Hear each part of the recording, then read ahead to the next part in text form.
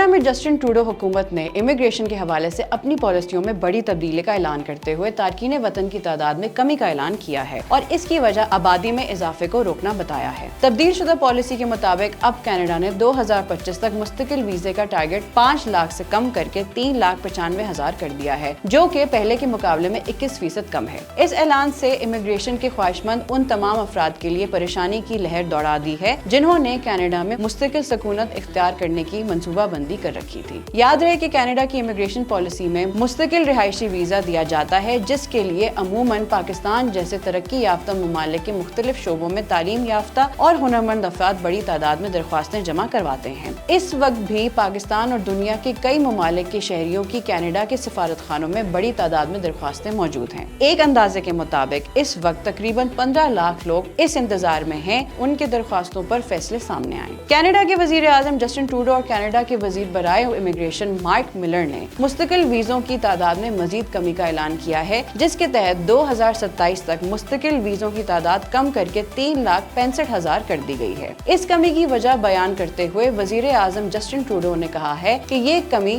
آگے 2 سالوں میں کینیڈا میں آبادی کو بڑھنے سے روک دی گئی، جس سے صوبوں کو اپنی صحت اور ہاؤسنگ کے پروگرام کو بہتر کرنے کے لیے وقت ملے گا۔ واضح رہے کہ کینیڈا کی مستقل ویزوں کی پالیسی سے پہلے بین الاقوامی طلبہ اور عارضی کارکنان یا وقتی ورک ویزا کی تعداد کو کم کیا جا چکا ہے۔ کینیڈا کے اعداد و شمار کے مطابق گزشتہ سال کینیڈا کی آبادی میں اضافے کی بڑی وجہ تارکین وطن تھے، جن کی تعداد 97% ہے۔ اس کے ساتھ کینیڈا میں بے روزگاری کی شرح 6.5% تک بڑھ چکی ہے، جو کہ نوجوان لوگوں میں 14% ہے۔ مزید اپڈیٹس کے لیے دیکھتے رہیے وی نیوز.pk۔